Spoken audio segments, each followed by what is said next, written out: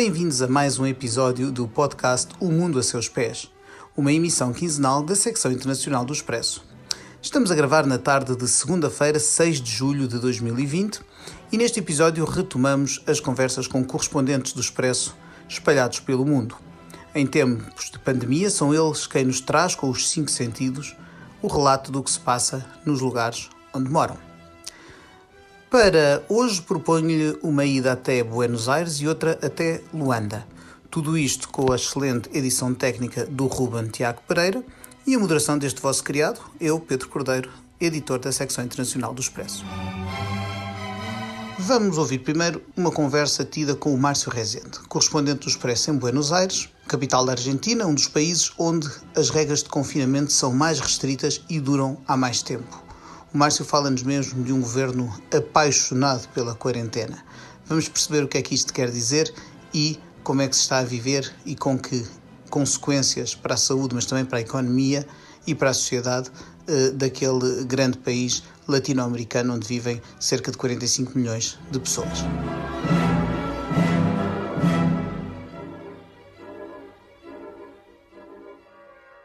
Olá, estamos a falar para Buenos Aires, onde me dizias tu, quando estávamos a preparar esta emissão, que se vive a quarentena, o confinamento potencialmente mais prolongado e mais intenso, digamos assim, intenso e extenso, dizias-me tu, do mundo.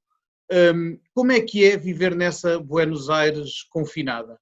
Olá, Pedro, e olá a todos os nossos ouvintes. Pedro, a Europa viveu o confinamento, então as pessoas sabem disso. Portugal não teve esse grau de confinamento. A questão aqui é que, imagina o confinamento que houve na Europa, nos lugares mais graves da Europa, de uma maneira eterna. Começou no dia 20 de março, já vamos ao dia 17 de julho, numa quarentena total e obrigatória, com a perspectiva de no dia 17 de julho seja renovada. Talvez não na mesma intensidade, mas com sutis mudanças, não suficientes para dizermos que saímos de quarentena. A verdade é que aqui na Argentina ninguém aposta que a quarentena dure menos do que até setembro, totalizando 6 meses de confinamento.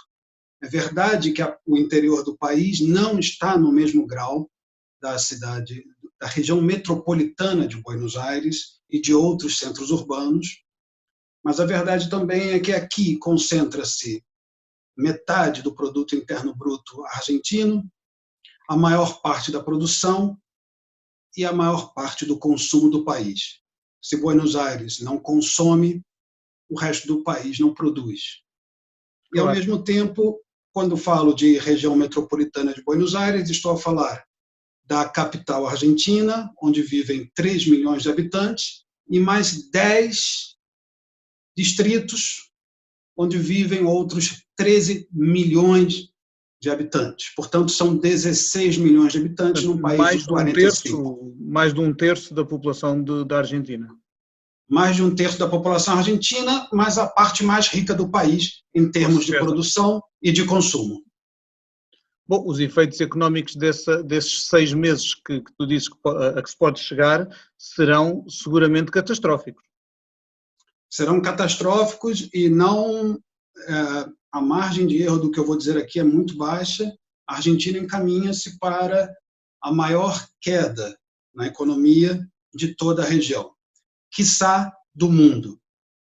A Argentina, para que tenhas uma ideia, caiu 5,4% do PIB no primeiro trimestre, quando houve apenas 10 dias, os últimos 10 dias de março, em quarentena. O mês de abril, que foi nesse confinamento, como estamos a viver agora, em julho novamente, o produto interno bruto argentino caiu 26,4%. É uma queda absurda, não houve nada parecido na região. E é uma queda sobre outra queda, porque o ano de 2019 foi um ano de recessão, assim como o ano de 2018. Eu acho que a melhor ilustração seria dizer-nos que a economia argentina provavelmente encolha ao tamanho do que era há 20 anos. Isso é brutal. E a pergunta que eu faço é, há medidas que estão a ser adotadas pelo governo para apoiar as empresas, para apoiar o cidadão, as famílias, neste momento? O que é que está em cima da mesa? O que é que está a ser gizado? O que é que está a ser já adotado e posto em prática? Olha, a diferença dos demais países, se formos comparar países em semelhantes condições, os países vizinhos, a diferença dos demais países da região e do mundo, a Argentina não tem margem de manobra. O país já está em default, ou seja, o país não paga dívida. Mas, mesmo assim, já estava fora dos mercados internacionais, portanto, não pode emitir dívida, não pode contrair dívida para financiar isto. E, ao mesmo tempo, não tem dinheiro próprio, não tem dinheiro nas reservas, não há reservas suficientes no Banco Central.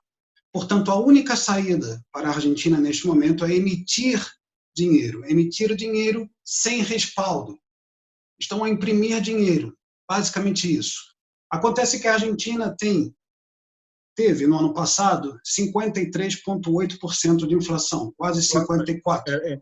É a consequência lógica de se pôr a imprimir moeda, é que a moeda desvaloriza e a inflação tende a disparar, não é?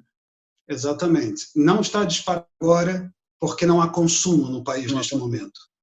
Mas, mesmo assim, sem consumo, a inflação, desde que começou a quarentena, está em 1,5%, 1,5% ao mês. O que se calcula é que, suponhamos que a quarentena, mesmo um pouco mais flexível, chegue até setembro. Para o final do ano, o último trimestre do ano, a inflação, com toda essa massa de dinheiro a circular, injetada na economia, se acelere e, portanto, haja uma aceleração da inflação que, segundo os economistas, anualizada poderia ficar entre 60% e 70% ao ano. Então, me perguntaste o que o governo tem feito. O governo tem emitido dinheiro e distribuído dinheiro, mas distribui para, basicamente, a classe baixa, a classe mais vulnerável, e não a classe média, onde estão autônomos, profissionais independentes. Depois, também emite esse dinheiro para ajudar a pagar até 50% dos salários das empresas. 80% das empresas argentinas recorreram a isso. Mas, ao mesmo tempo, este é um governo que tem uma tendência intervencionista no mercado e nas empresas.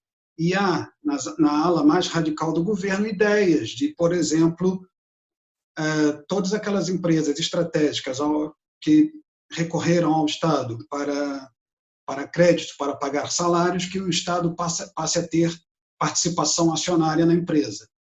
Isso assusta os empresários, assusta as empresas, e, portanto, não sabemos se a tendência que se vê pode se concretizar de que o Estado utilize essa vulnerabilidade que tem criado ao longo de 6 meses de quarentena para depois disciplinar outros governantes das províncias e empresários a uma espécie de obediência ideológica. Pois é preciso ver que politicamente a Argentina vive com um regime novo no sentido, um regime novo no sentido que tem um presidente que não está há muito tempo no cargo. Foi já este ano. São 6 meses. Exatamente, foi já este ano que o presidente Alberto Fernandes tomou posse, sendo que ele representa, em termos ideológicos, falavas de ideologia, ele representa um regresso à esquerda, digamos assim, depois de um longo período com os Kirchner, com Néstor Kirchner e depois a mulher dele, a viúva de Néstor Kirchner, Cristina Kirchner, que governaram até 2015. Em seguida, houve 4 anos de um presidente mais liberal do ponto de vista ideológico, que foi Maurício Macri, e logo a seguir, agora entrou em funções Alberto Fernandes, que é uma nova guinada à esquerda, mais próxima outra vez dos Kirchner. Aliás, Cristina Kirchner regressa como vice-presidente, e isto tudo Portanto, o que me estás a dizer é que a ação do governo em termos de apoio à economia neste contexto da Covid é fortemente guiada pela sua ideologia, no fundo.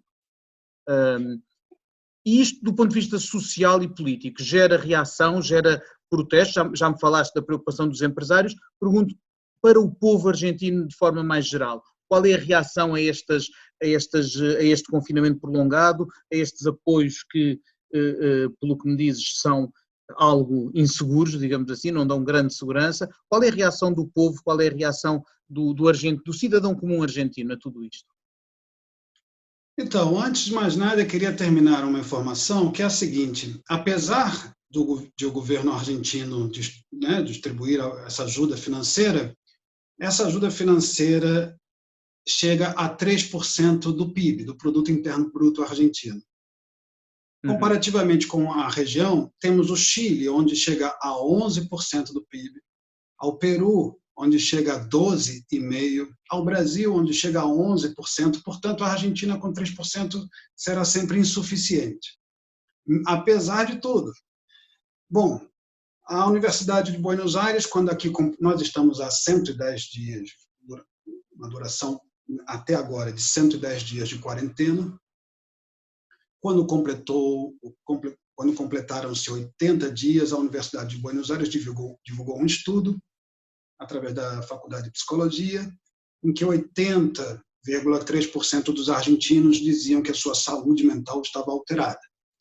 Então, as pessoas estão cansadas da quarentena, não suportam mais, porque é uma quarentena extremamente rígida.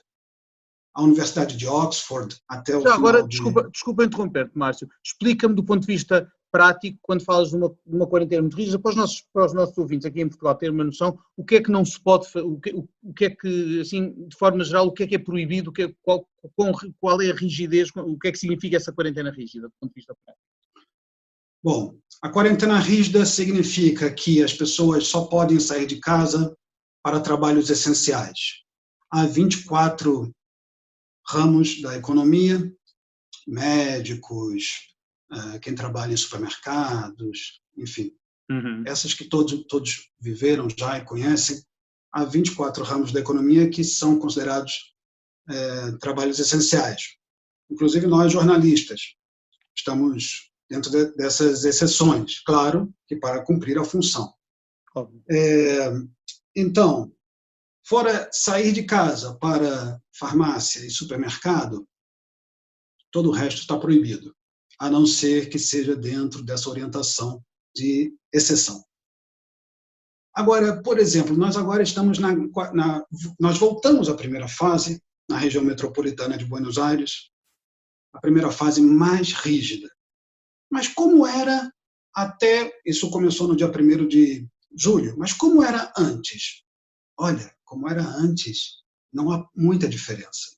Para que tenhas uma ideia, quando completamos 80 dias, só depois de 80 dias as crianças puderam sair de casa. Mas como puderam sair de casa? Apenas num dos 2 dias do final de semana, ou no sábado ou no domingo, apenas por 1 hora e até 500 metros da sua casa, com apenas um dos pais, ou a mãe ou o pai. É nisso. Fora isso, não se pode. Entre as 8 da noite e as 8 da manhã, as pessoas podiam fazer atividades físicas na cidade de Buenos Aires. Na província de Buenos Aires, onde estão os outros 10 municípios, que eu digo que agora continuam em quarentena, em confinamento total, não. Na cidade de Buenos Aires podia-se fazer atividades físicas mas de 8 da noite a 8 da manhã, e nós estamos aqui no inverno, as temperaturas estão abaixo de 10 graus, todos os dias. Então, a flexibilidade que havia antes era mínima. Agora nem essa temos.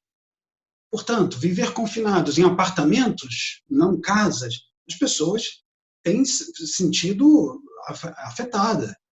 Estão muito afetadas. E ainda por cima, Márcio, tu falavas há pouco do estudo da Universidade de Oxford, que representava a Argentina como, se não estou em erro, dizias-me, o 4º país, o 4º regime mais restritivo em termos do lockdown, da quarentena.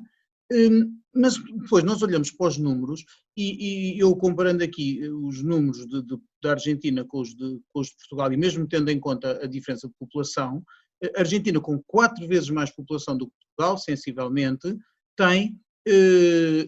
não tem nem o dobro dos casos de Portugal. Portugal anda pelos 44 mil casos, estou a consultar dados de hoje, enquanto que a Argentina tem cerca de 78 mil. E em termos de mortes, temos basicamente o mesmo número de mortes, 1.600 em Portugal, 1.500 na Argentina, o que significa que em termos de mortes per capita, a Argentina tem muitíssimo menos do que Portugal, tem 34 mortes por milhão de habitantes, enquanto que Portugal tem 159. Portanto, não parecem ser os dados epidemiológicos que justificam as medidas tão restritivas e tão penosas para a economia. Qual é a explicação? A explicação é que o governo do presidente Alberto Fernandes olha para os países vizinhos e percebe que se nas próximas 3 semanas deveríamos alcançar o que se chama o auge de uma curva que nunca chega, a previsão era que no final de julho, começo de agosto, poderia ser o auge dessa curva, ele decidiu impedir que haja uma curva, porque ele olha para o que acontece no Chile, no Peru e no Brasil e diz: eu não quero ser isso, mesmo depois de tendo uma quarentena total. Então, foi uma aposta na quarentena como única estratégia para conter o avanço do vírus, e essa é uma aposta a tudo ou nada. Apostou-se tudo nisso, e como isso, mesmo assim, poderia desencadear, em vez de antes, mais tarde, uma quantidade de mortos em que a Argentina ficaria com mortos e havendo feito uma quarentena rígida em vão, ele preferiu, então, apostar mais ainda na quarentena.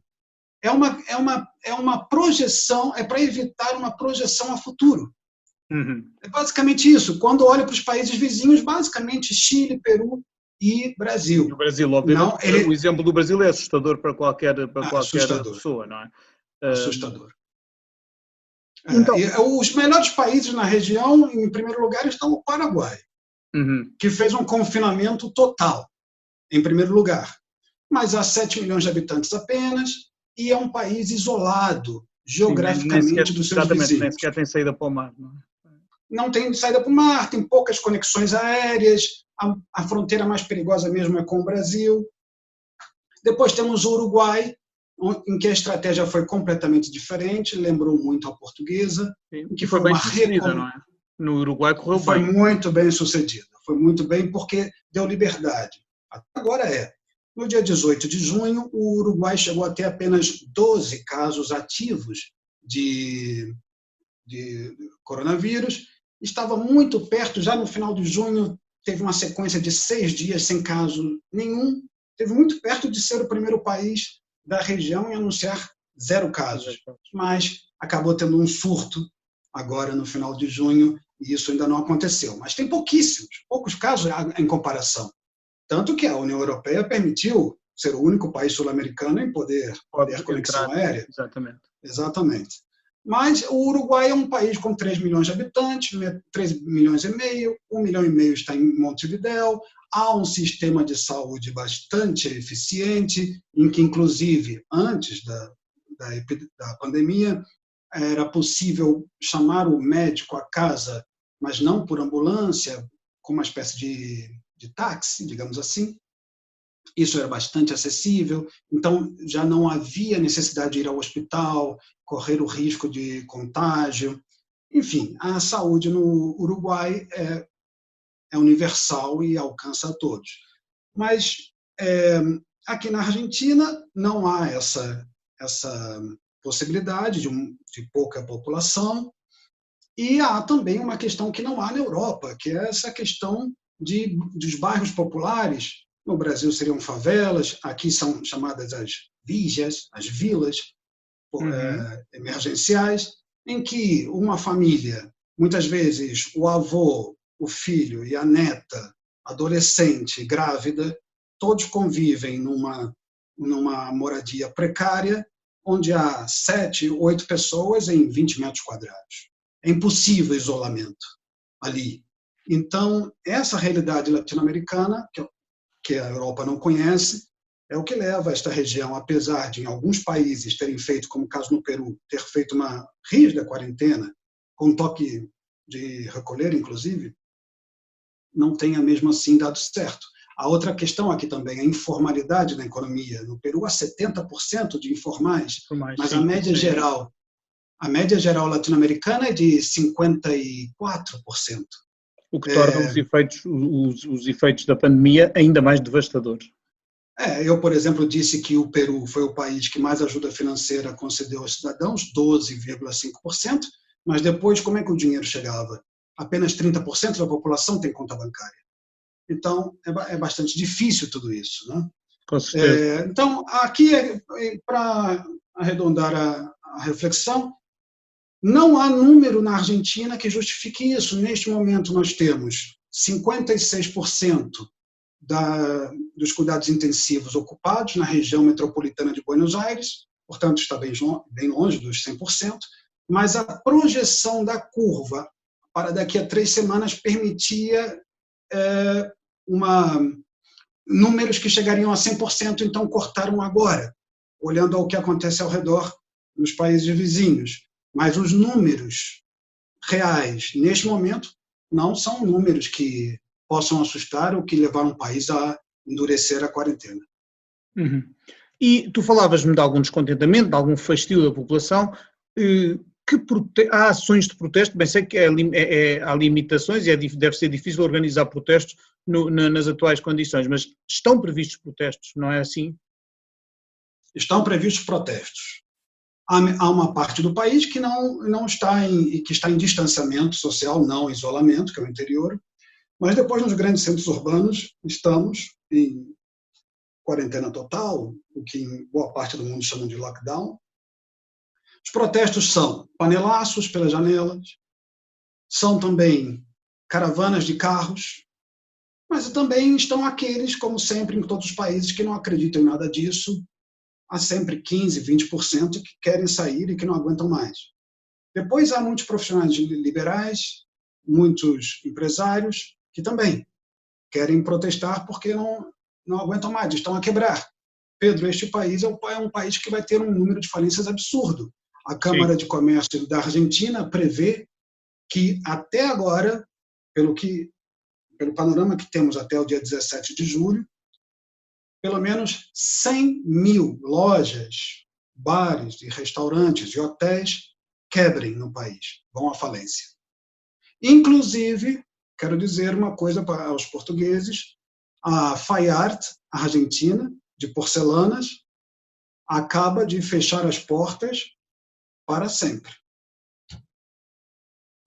A fábrica da Faiart fechou com essa questão da quarentena, mas depois está no interior do país, poderia ter aberto em junho e não reabriu.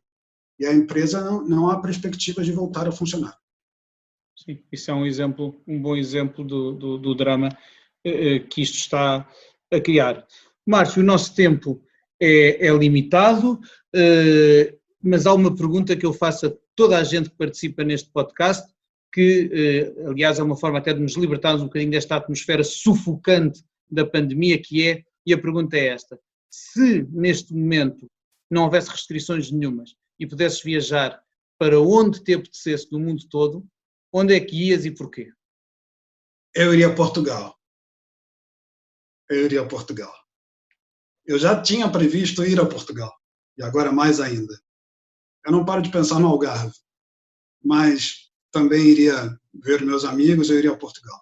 E o Algarve sem tem dúvida. sido, aliás, o Algarve... Aliás, quando tudo isto abrir, eu vou a Portugal. Mas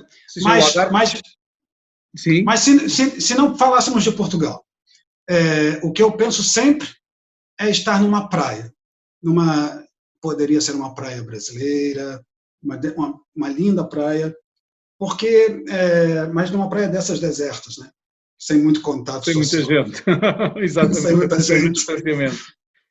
Pois aqui no Algarve, o Algarve tem sido em Portugal até uma das regiões com números mais controlados de casos de Covid e, portanto, evidentemente, como certamente muitas regiões da Argentina, do Brasil e de países com forte componente turística nas suas economias, é evidente que também está a sentir uma grave crise que é fruto desta situação. De qualquer maneira, Márcio, assim que puderes vir a Portugal, és muito bem-vindo e até lá continuaremos, obviamente, a ler-te nas páginas do Expresso e nos sites do Expresso para nos contares o que se passa na Argentina e também em geral na região da América Latina.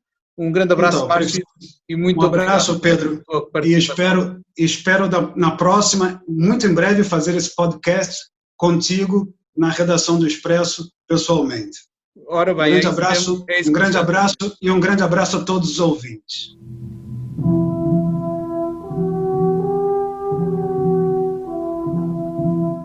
Continuando no hemisfério sul, mas rumando agora ao continente africano, proponho uma visita a Luanda, capital de Angola, um país lusófono onde o Gustavo Costa é correspondente do Expresso.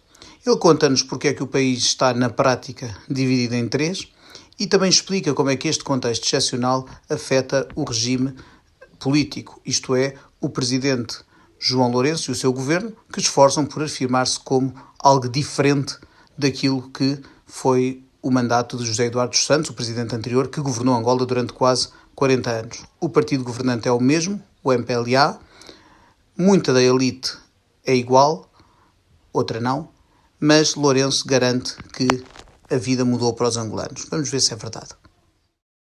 Olá, Gustavo. Como é que está Luanda neste início de semana? Opa, está um bocado apreensivo por causa da evolução rápida que estão a ter os casos da Covid estão a aumentar de forma assustadora e as pessoas estão muito apreensivas. Como é que está, neste momento, como é que é o dia-a-dia na cidade e no país? O comércio está a funcionar? As pessoas saem à rua ou estão muito confinadas em casa? Não, vamos lá ver. Aqui 3 países.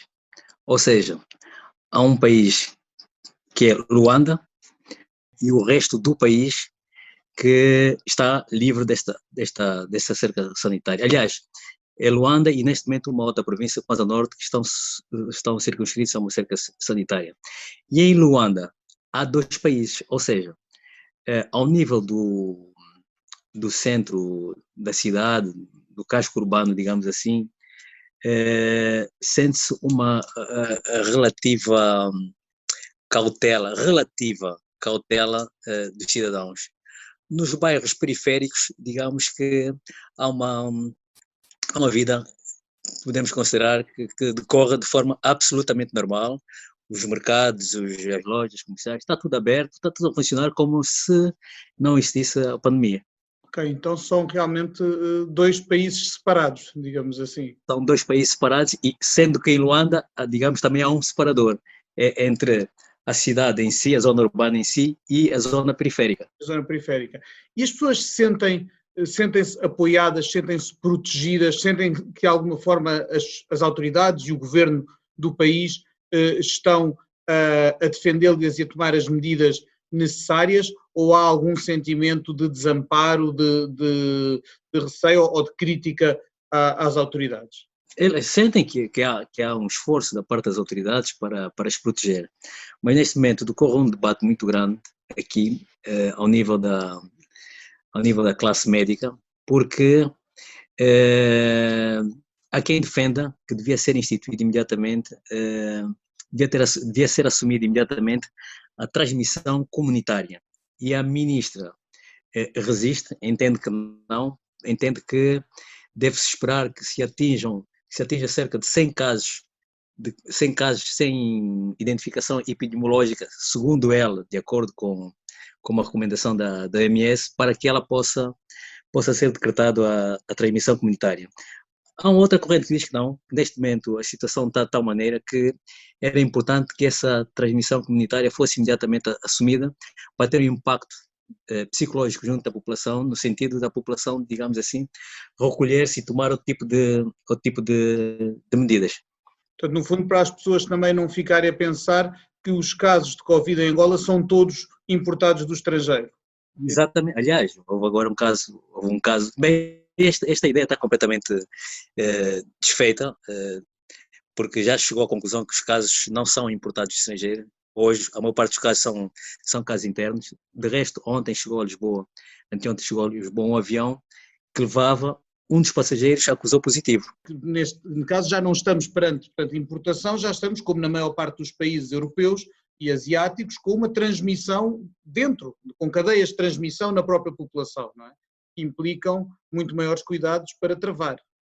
Exatamente. A pandemia é uma situação tão diferente, tão excepcional, tão desconhecida para todo o mundo, que nós, às vezes, aconteceu aqui em Portugal, por exemplo, e aconteceu nos outros países que foram afetados antes, que chega-se a uma altura em que toda a atualidade, toda a cobertura noticiosa, o que vem nos jornais, o que aparece na televisão, é tudo relacionado com a pandemia e quase que ganhamos quase a ilusão de que os outros problemas desapareceram. Ora, os países continuam a ter problemas, continuam a ter outras questões por resolver e algumas até se vão complicar mais por causa da pandemia.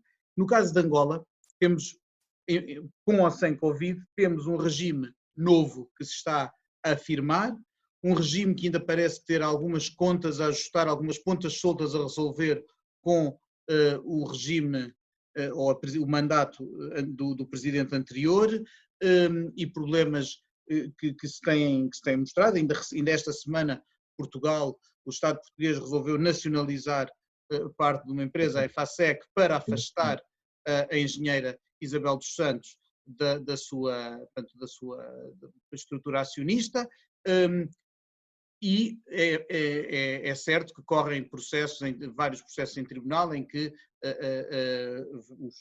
alguns dos filhos do anterior presidente são visados. Este tipo de assuntos continua a dar que falar em Angola, continua a preocupar as pessoas, ou vê-se tudo engolido pelo Covid e não se fala destes assuntos? Não, vamos lá ver. Há uma concentração muito grande em torno dos assuntos relacionados com o Covid. Mas estes temas que acabaste de referir, nomeadamente aqueles que têm a ver com os processos judiciais que envolvem os filhos filhos e figuras próximas do antigo presidente, continuam na agenda do dia. Não foram, digamos, completamente postos de lado. Certo.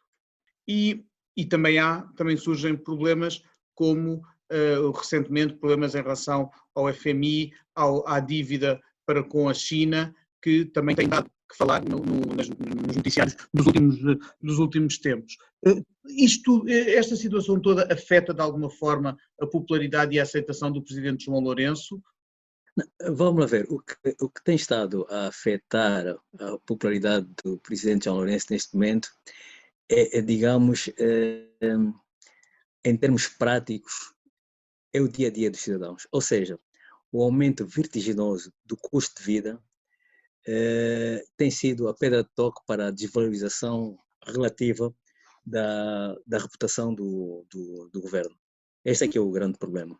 Claro. A questão da China é uma questão que passa ao lado, porque as pessoas as pessoas vivem o dia a dia, e o dia a dia não passa pela questão da dívida. Isto é uma preocupação que se centra mais, digamos, ao nível das elites, mas ao nível do cidadão comum são as questões que têm a ver com o poder de compra, têm a ver com as questões da saúde, questões da educação, questões de sobrevivência. Esta aqui é a grande questão. Claro, e pensando na economia, Gustavo, sabemos que vamos ter meses e anos, se calhar, de muito difíceis do ponto de vista económico, e em que Angola, que já tinha as suas dificuldades, seguramente, como todos os demais países, vai se ver afetada por uma grande crise económica que aí vem. Ainda por cima, corrijo-me se eu estiver errado, a economia angolana tem uma forte componente de trabalho informal, de trabalho ao dia, de trabalho... Sim. E esse tipo de pessoas são potencialmente as mais vulneráveis perante uma crise. O que é que está a ser feito em Angola para combater ou para antecipar os efeitos dessa crise económica? Que apoios é que estão a ser adotados? Que políticas é que estão a ser anunciadas? Não, vamos lá ver. A exemplo do que provavelmente acontece em Portugal, o Banco Nacional de Angola saiu em socorro de uma série do empresariado, injetando dinheiro para fazer face à falta de liquidez e o estado de falência de muitas empresas. E é evidente que quer o Banco Nacional de Angola, quer alguns bancos comerciais fizeram isso, mas é evidente que os efeitos desta ajuda só vão se sentir a médio prazo. Em termos imediatos, não se sente. As pessoas sentem que precisam de um bocado mais de apoio da parte do Estado. Só que o Estado também, a verdade seja dita, né, e as pessoas não percebem isso, é que o Estado está falido, né, não tem dinheiro. E, portanto, se não tem dinheiro, é um bocado, não pode, acho que a capacidade de endividamento, creio que neste momento chegou ao limite. Este é que é o dilema do poder político, né? Claro, e numa altura ainda por cima, quando ainda falta, ou seja, ainda a procissão vai no adro, isto é, ainda não estamos em lado nenhum do mundo a sentir os efeitos máximos, provavelmente, as consequências todas desta crise. Não, a crise aqui, vamos lá ver, a questão do Covid, só agora é que as autoridades começam a reconhecer que só agora é que vão-se começar a sentir de forma gravosa os efeitos desta pandemia, do ponto de vista sanitário. Do ponto de vista sanitário. E depois, primeiro veio o ponto de vista sanitário, mais tarde virá o económico e político. Não é? Exatamente, político, exatamente.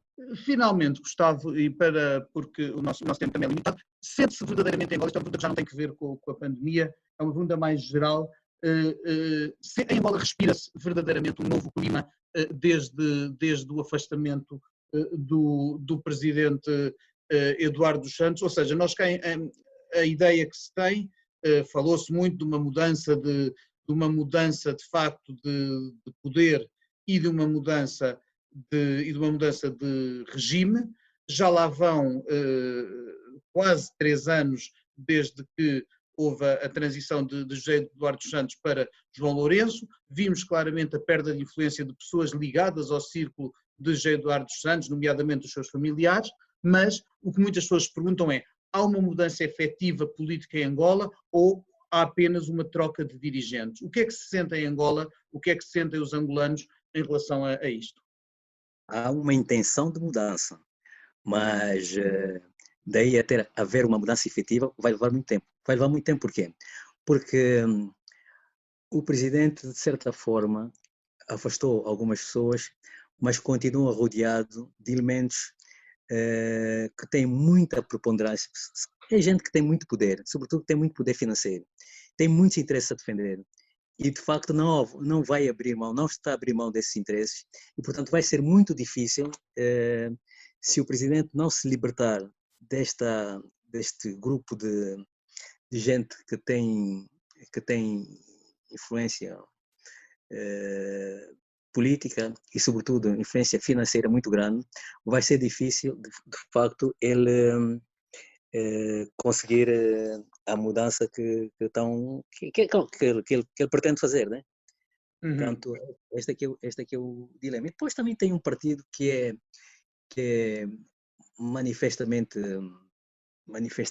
que é muito fraco, no sentido de que está desprovido de gente com massa crítica e, portanto, há ainda resquícios da antiga cultura dos favores e do clientelismo. Isto continua a marcar muito ainda a sociedade angolana. Gustavo, uma última pergunta, que é uma pergunta que eu faço a todos os convidados deste podcast, que é esta: se neste momento não houvesse nenhuma restrições às viagens que podemos fazer, e se tu pudesses escolher um destino qualquer no mundo para ir agora, quando é que ias? Não, ia a Portugal, não tem dúvida. Eu ia a uma Porto São Clantes, não tem dúvida nenhuma. Vinhas a Portugal? Sim, claro. Aliás, os voos estão aí cheios. Vinhas a Portugal, bom, e eras com certeza muito bem-vindo. Obrigado, Gustavo. Até breve. Continuamos a contar no Expresso com os teus textos, a explicar aos nossos leitores tudo o que se passa em Angola. Até breve e obrigado. Ok, nada. Abraço. Muito obrigado.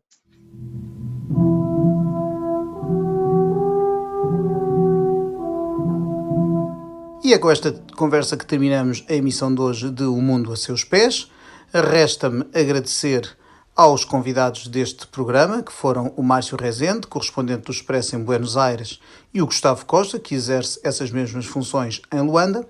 Agradeço também ao Ruben Tiago Pereira, que assegurou a edição técnica, e a si, que esteve desse lado a ouvir-nos, prometendo voltar dentro de 2 semanas e antes de uma interrupção para férias de verão, com mais correspondentes do Expresso a contarem-nos o que se passa nas suas latitudes e longitudes. Obrigado e até lá.